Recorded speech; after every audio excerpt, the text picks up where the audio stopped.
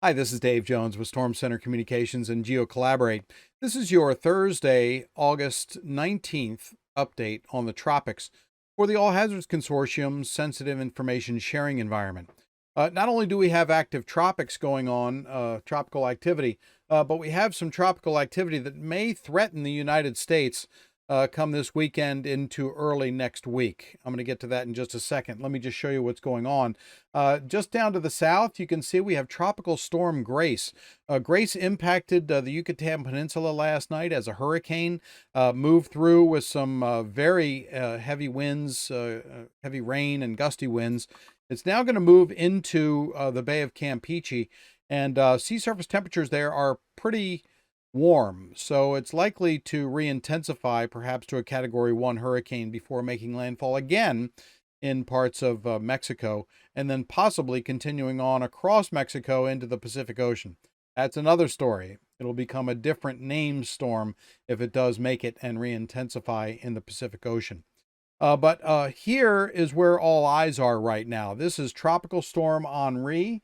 And it's here's Bermuda right out here. So it formed north of Bermuda, came around Bermuda, and has been tracking west for the last several days because there's a strong high pressure system out here, and it's forcing the storm to move to the west. We also have, look at this batch of clouds here. This is a trough of low pressure. It's not barreling through to really make Henri not threaten the United States, but it is there. And so it may become a factor in steering Henri when it gets up closer to off the Maryland, New Jersey coastline. So this is Henri. I'm going to zoom down a little bit closer here so you can see what it looks like. And there are some things going on. The winds right now, it's in kind of a moderate to strong shear environment. So the winds are coming at mid-levels from the north. And so what that means is that it means that the low levels of circulation, see these bands here in Henri, they're getting exposed. So hurricanes don't like to be exposed at the surface. They find it hard to intensify because you really need a stacked environment. You need that center to form, and you need that sort of chimney effect to happen. That's not happening right now with Henri. As a matter of fact, the higher clouds are being blown away from the center, so it's struggling a little bit. However, it's going to be reaching an environment that is a little bit less sheared environment when it gets up around here, and so then it should start to intensify. Let me go over to GeoCollaborate and show you what I mean by that.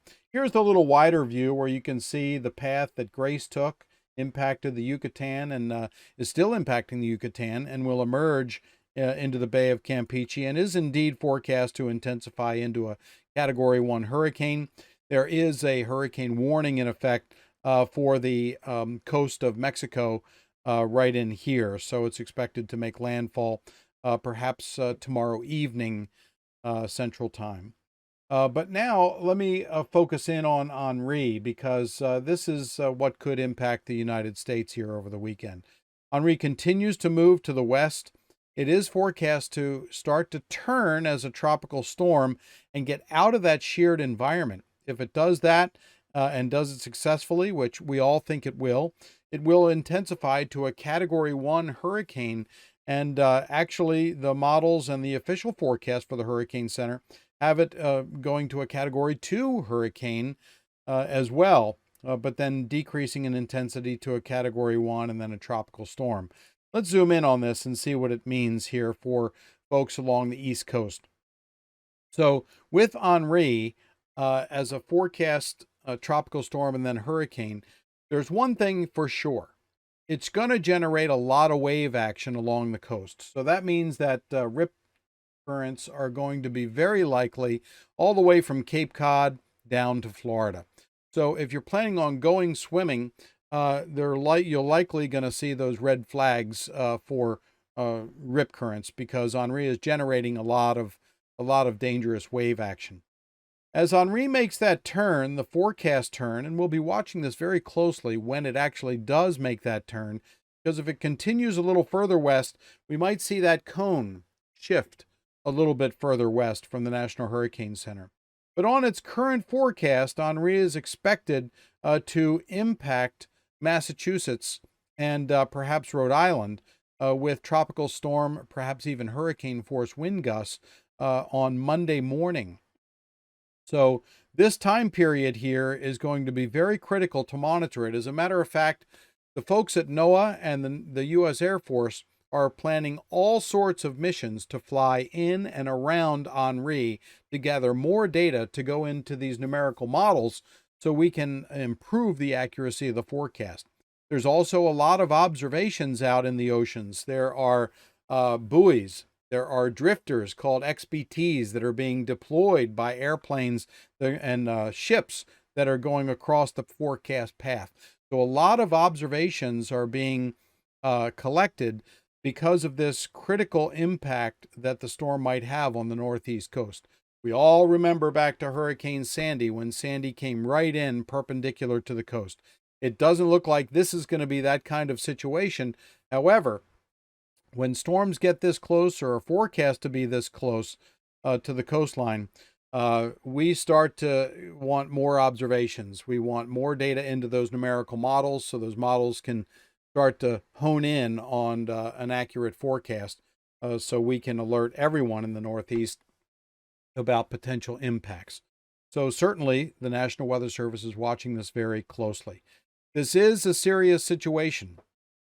As Henri approaches the New England coastline, if it continues to move to the west or takes a turn to the west, that's going to have major impacts on the coastal area.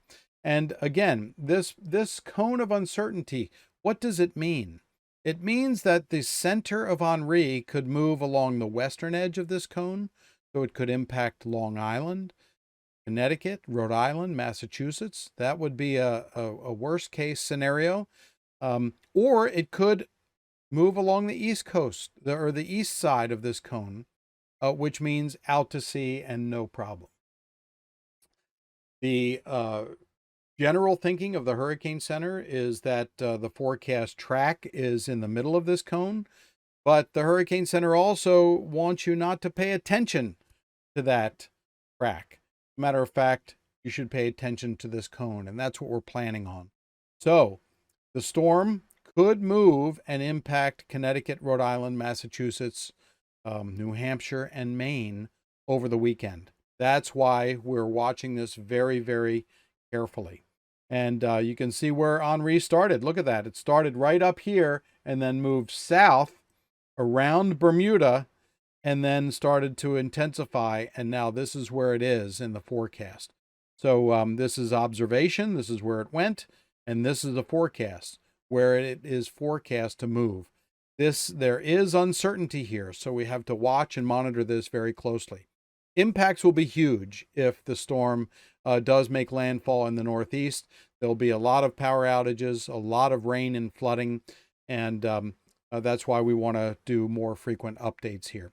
With that trough of low pressure out to the west, it will help to perhaps steer Henri away from the coast, but we'll have to see how strong that high pressure system is off the coast over the ocean to force it on a track. So it's closer to the coast. So it's a fight. It's forcing the storm to move, and Henri is going to take that path of least resistance. So these blue marks that you see in Pennsylvania are W's. They're wind damage reports from when the remnants of Tropical Depression Fred moved through. And in Connecticut, there are flood warnings going on right now from getting rain of 2 to 3 inches per hour earlier today. So there's a lot of flooding going on around Hartford, Connecticut, as the remnants of Fred continue to move through Maine right now and off the coast. So we're still dealing with one tropical system while another one is threatening. And so we'll keep you posted. This has been a Fleet Response Working Group Sensitive Information Sharing Environment update. I'm meteorologist Dave Jones, and we'll post another update later on this evening, probably after the 5 o'clock update from the National Hurricane Center. Thanks for watching.